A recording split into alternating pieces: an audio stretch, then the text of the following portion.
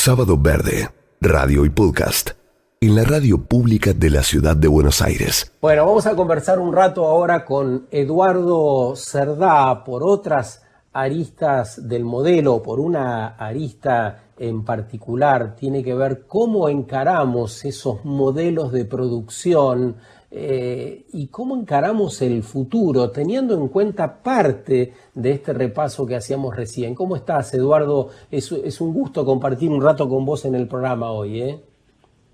Bueno, muchas gracias, buen día, ¿qué tal, cómo andan? Bien, Eduardo nació en La Plata, hizo la escuela secundaria en Miramar y después estudió ingeniería agrónoma en la ciudad de La Plata. Vos estás en Miramar ahora, ¿verdad, Eduardo? Y mira, yo hace unos años soy bastante nómade, así que ando con estos proyectos de agroecología, recorriendo el país y otros países, y estoy eventualmente un poquito en Buenos Aires y un poquito en Miramar y bueno, andamos recorriendo y de viaje productores por distintos lugares, ¿no? Teníamos muchas ganas, Eduardo, en conversar con vos, porque nos parece que hace falta definir aún con mayor contundencia lo que sería un modelo alternativo que nos haga bien, que favorezca al país, que de verdad construya oportunidades para todos y también ayude a salir de la pobreza a millones y millones de compatriotas, como sabés. ¿Qué dirías? ¿Por dónde arrancarías para expresar, insisto, con la mayor contundencia posible, por qué hay que dejar el viejo paradigma y acceder a uno nuevo? Claro, ahí bien dijiste la última palabra, ¿no? El viejo paradigma y el paradigma nuevo. Realmente el problema es complejo porque tiene que ver con nuestra formación. Vos fijate que lo más importante para los humanos, ¿no? Es como bien lo dice el Papa, la casa común, entender que somos parte de esta casa, de este suelo, que desde los suelos sale la comida, y con esa comida nos construimos todos los días. Según lo que comemos, es lo que pensamos, es lo que hacemos, y hoy en día no se toma mucho conciencia de que estamos comiendo para generar y que de acuerdo a lo que comas es lo que vas a pensar. Realmente casi todo el cuerpo, hay algunas células que envejecen muy rápido, que cambian casi a diario, y todo el cuerpo, excepto algunas partes como los huesos y eso, no tiene más de 7 años. Por lo tanto, constantemente nos vamos construyendo y según lo que vamos comiendo, vamos teniendo vitalidad o no. Esto se ha perdido, pero hace muchos años.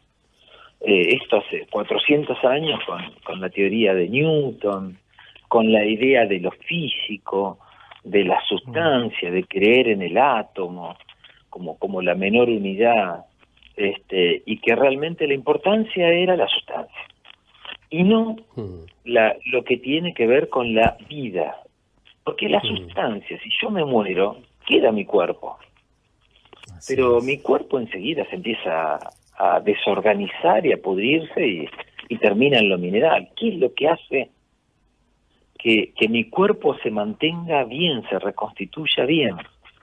Y bueno, es otra energía que tiene que ver con la vida.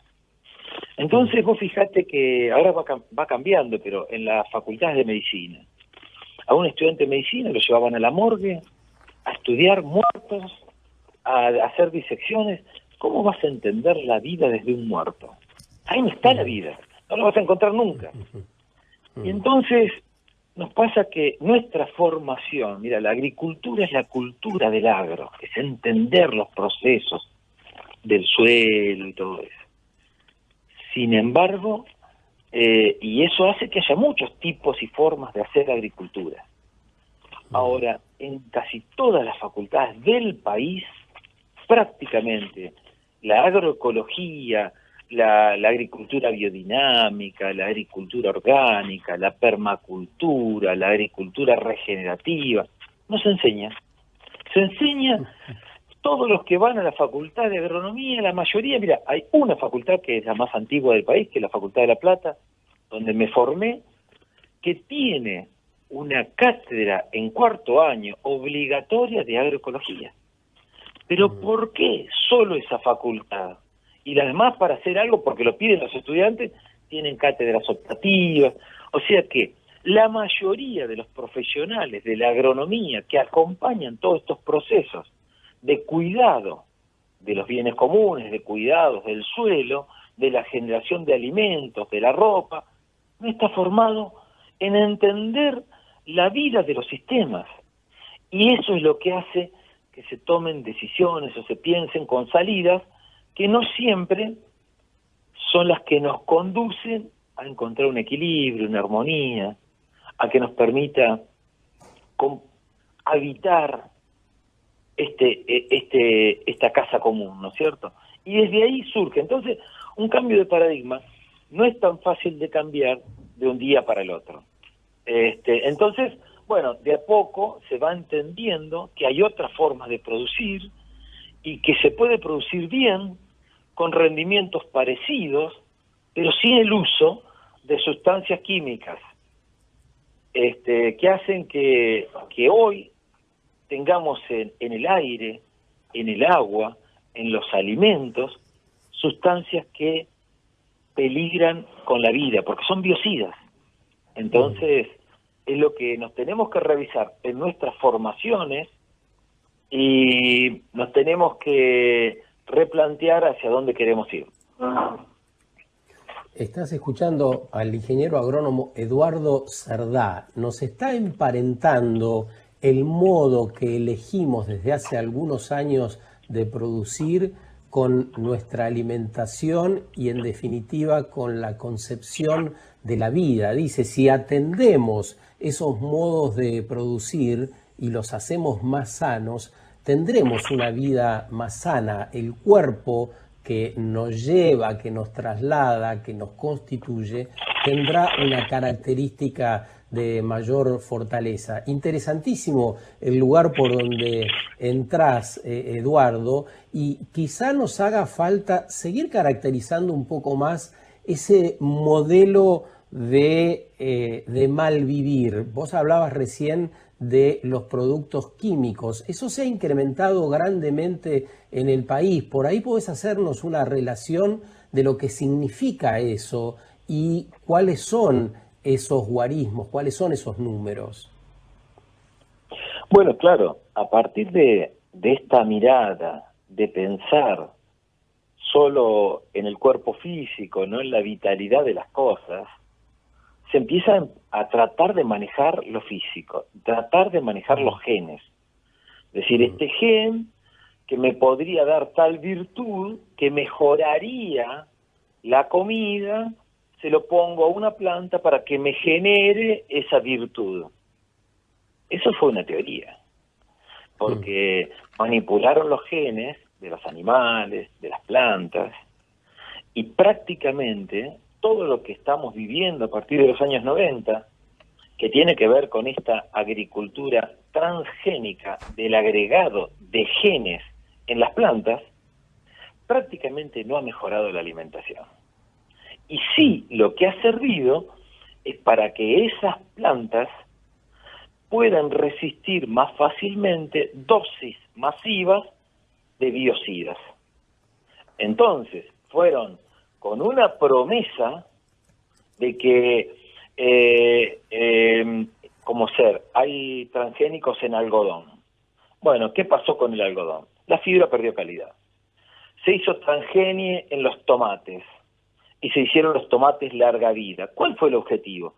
Que duren más tiempo en la estantería para que no se ablanden y se puedan vender, si no se venden hoy, se venden mañana, pero en ese camino perdieron el sabor, perdieron el olor, y como es muy difícil, nadie tiene un laboratorio en su casa, si hicieran un análisis de ese tomate, tiene la mitad de los minerales Así es. Todas estas plantas transgénicas lo que han evolucionado es para poder aceptar dosis en cualquier momento de productos químicos. Y eso hizo que en los años 90 Argentina consumiera e importara 38 millones de litros o kilos de agroquímicos. Escúchame bien, ¿eh? Eduardo. 38. ¿Qué tal? Millón. Cruz Ruax te saluda. Es muy interesante todo lo que estás diciendo, digamos, siempre dan ganas de abrir más el abanico y antes de pasar a propuestas claras agroecológicas, en función de todo esto que decís, imagino que muchos nos estamos preguntando en nuestras casas, ¿cómo es que no salta la ficha antes, no? O sea, ante alimentos de baja calidad nutricional, ante veneno en nuestros platos, ¿cómo es que no salta la ficha, Eduardo? Y bueno, porque ¿quién lo puede visibilizar esto? El periodismo debiera. Vos planteate, ¿a quién le interesaría visibilizar que los alimentos que cada vez buscamos que rindan más, que nuestra meta es millones de kilos de producir, de superar los millones de toneladas de 50, 60, 100, y nadie habla de calidad? ¿Esos 100 millones van a ser de más calidad o van a ser de la mitad de la calidad? Si son de la mitad de la calidad, estamos produciendo lo mismo. ¿Cómo hacer las vacas? Producen más leche, pero la leche de menor calidad. Entonces, los tomates aumentan mayor el rendimiento, pero tienen la mitad de minerales. Y cuando te faltan los minerales, no es algo que se nota fácilmente. Es que a los órganos empiezan a no funcionar del todo, 100%. Entonces te trae problemas crónicos. Quiere decir que con el tiempo, es lo mismo que si vos te duele una rodilla, vas caminando, un poquito podés caminar unos meses, cojeando un poquito, pero si eso lo continúas, te termina afectando otra parte del cuerpo. Y esto es igual. Entonces, por lo que nos estás diciendo, ¿cómo? Que por lo que nos estás diciendo, la calidad de vida afectaría la rentabilidad. Digamos, todo lo que nos estás contando tiene que ver con la calidad de vida deseable. Ahora, hay una arista que tiene que ver con la rentabilidad desorbitada que buscamos no solo en Argentina, sino el mundo entero está enfrascado en eso, y eso es lo que empieza a disociar el sentido de lo que debiéramos hacer. Claro, es que este es un modelo mundial, no es un problema de Argentina. Esto tiene que ver con una especulación, tiene que ver con esta idea de que el alimento medido como kilos, como toneladas, no hay análisis que midan la vitalidad de los alimentos, no hay en los que se usan normalmente, porque se habla de proteínas, se habla de lípidos, de carbohidratos, y no de la energía que tiene ese alimento. Y eso tiene que ver con el estado del suelo, tiene que ver cómo se ha cultivado, tiene que ver si los suelos están bien, con unas plantas que están sanas. Y si las plantas están sanas, son alimentos buenos para los animales.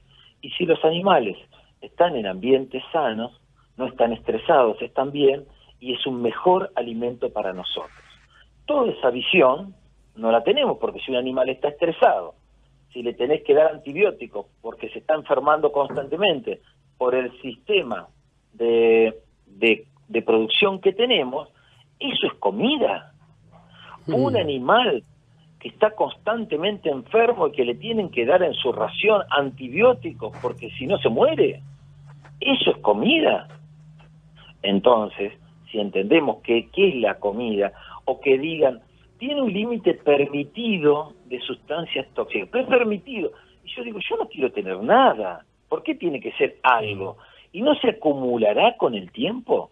Si siempre como de eso que tiene, porque estos productos, muchos son sistémicos, o sea, que se aplican a lo mejor para una maleza cuando está chiquita, pero después sube en la planta, se cosecha el grano y está esa sustancia química en el grano. O sea que nosotros consumimos pequeñas cantidades que dicen que son tolerantes todos los días. Y aparte, esos productos muchas veces tienen, y esto tiene que ver con lo que decimos del paradigma, nosotros creíamos que yo aplico un herbicida, iba directamente a una maleza y la mataba. Pero aparte de eso, cae al suelo, aparte de eso, se gasifica y va a las nubes, como sea la Universidad Nacional de La Plata. Trabajos aprobados internacionalmente nos muestran que tenemos atracina, glifosato en las nubes.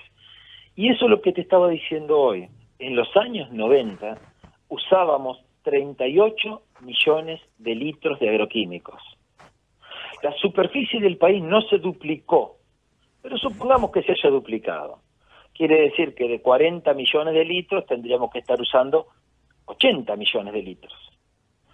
Si estos fueran remedios, uno que espera de un remedio, lo uso, me curo y dejo de usarlos.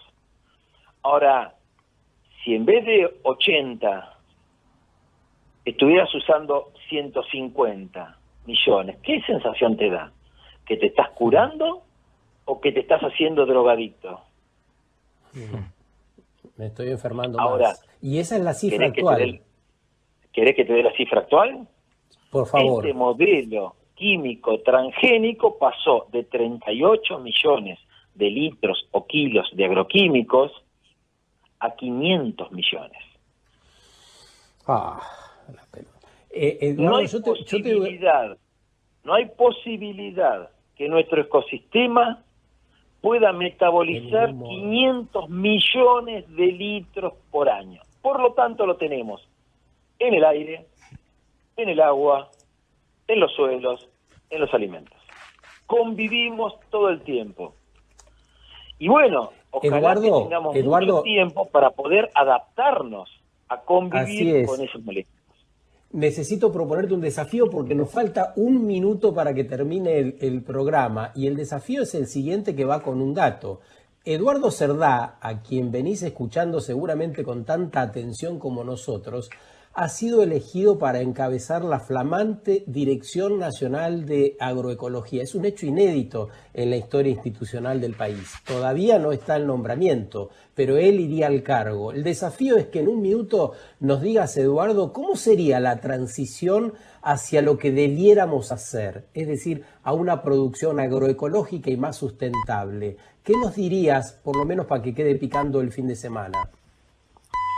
Bueno, nosotros lo venimos haciendo hace más de 20 años, con muchos municipios, más de 30 en Argentina, uno en Uruguay, y estamos superando las 100.000 hectáreas producidas en forma agroecológica, sin agroquímicos. Los productores tienen más rentabilidad y están muy contentos, tranquilos, sin créditos, porque no tienen que comprar agroquímicos, y les va bien.